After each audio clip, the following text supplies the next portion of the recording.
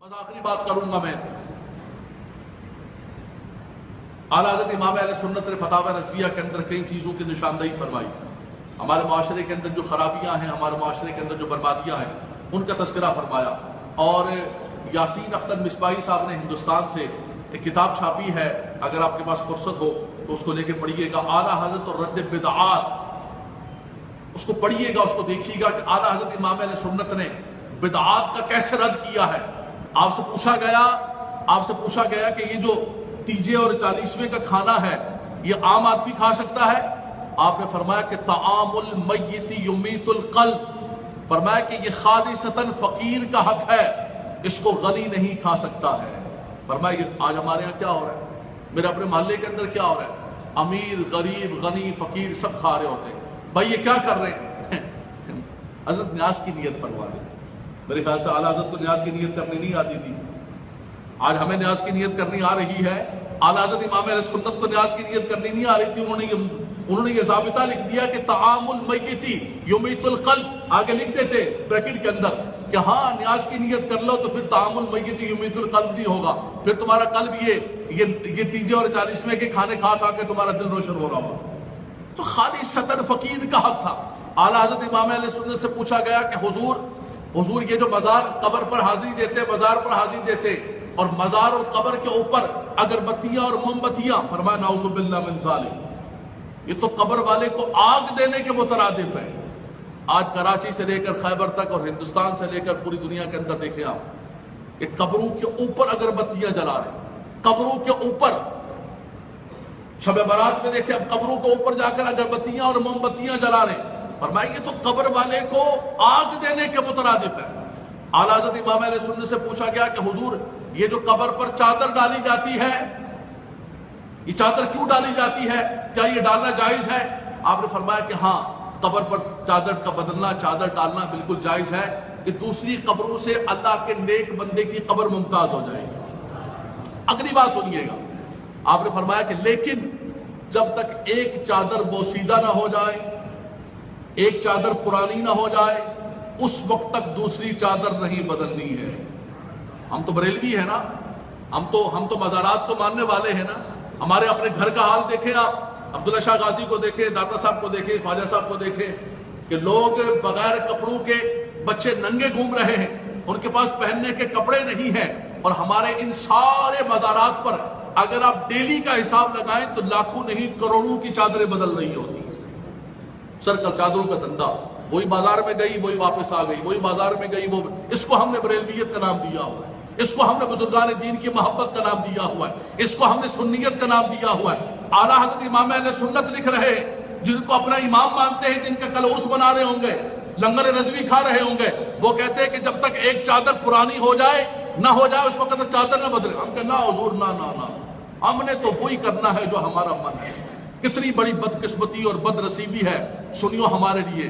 ہمارا حال کیا ہوتا جا رہا ہے. پوری دنیا کے اندر علماء اور مشائخ کو ذبح کیا جا رہا ہے. شام کے اندر دیکھے، عراق کے اندر دیکھے، لیبیا کے اندر دیکھے، ہماری آنکھیں نہیں کھل رہی ہیں اور ہم انہی خرافات کے اندر لگے ہوئے، انہی بدعات کے اندر لگے ہوئے جن سے ہمارا امام منع کر کے گیا ہے کہ یہ خرافات بدعات نہیں ہونے چاہیے، یہ خلاف شرع ہے. ہم نے گلے لگا کے رکھا، بلکہ آپ تقریر کریں. اعلیٰ حضرت امام اہل سنت سے پوچھا گیا کہ حضور مزار پر حاضری دیتے ہیں، کیسی حاضری ہونی چاہیے؟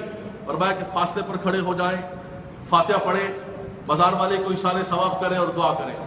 کہا حضور یہ جو مزاروں کے ارد گرد لوگ طواف کر رہے ہیں، فرمایا طواف بالکل حرام ہے.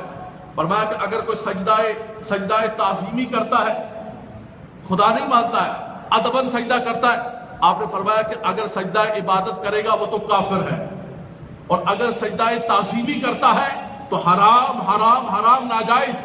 عرض کہ حضور نہ سجدہ تعبدی نہ سجدہ تعظیمی، محبت سے بوسہ لے رہا ہے، چوم رہا ہے. آپ نے فرمایا کہ احمد یہ ہے کہ قبر کا بوسہ بھی نہ لیا جائے. یہ بھی گھر کی تعلیمات نہیں، اپنے امام کی تعلیمات بتا رہا ہوں، سنو. لیکن آج دیکھیں ہمارے مزارات کے اوپر، آج دنیا ہمیں گالیاں دے رہی ہے، دنیا ہمیں یہ کہہ رہی ہے کہ ہم شاید یہاں محراب و منبر سے لوگوں کو یہ سبق سکھا رہے کہ جا کے قبروں کو چومو.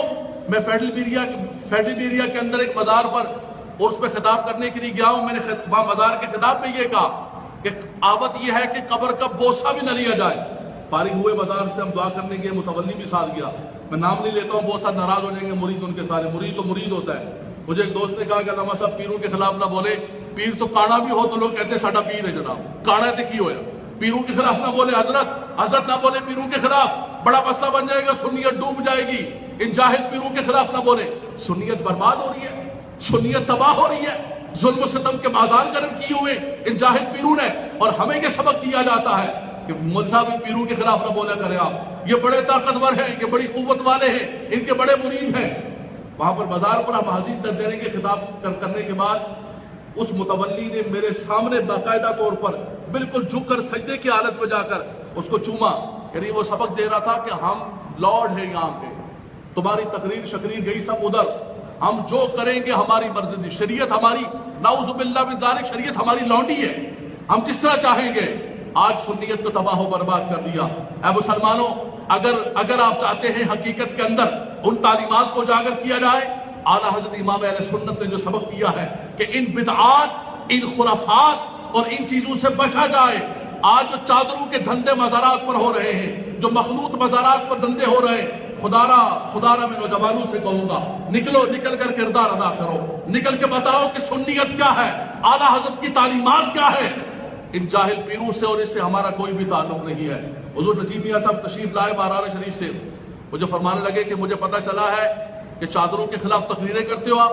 میں نے کہا حضور کوشش کرتا ہوں, فرمایا کہ اللہ تعالیٰ آپ کی مدد کرے, میں بھی ہندوستان کے اندر یہ کام کر رہا ہوں. میں گدی نشین ہوں, میں ایک پیر ہوں, اعلیٰ حضرت کا پیر خانہ ہے, لیکن حقیقت یہ ہے کہ اعلیٰ حضرت کی تعلیمات کو بحمداللہ تعالیٰ وہ اجاگر کر رہے اور بتا رہے ہیں کہ یہ چادروں کے دھندے پیری مریدی نہیں ہے, کہ مرد و عورت کا اختلاط, یہ قبروں کے بوسے, یہ قبروں کے طواف, یہ موم بتیاں, یہ اگربتیاں, یہ میتوں کے کھانے, یہ سنیت نہیں ہے.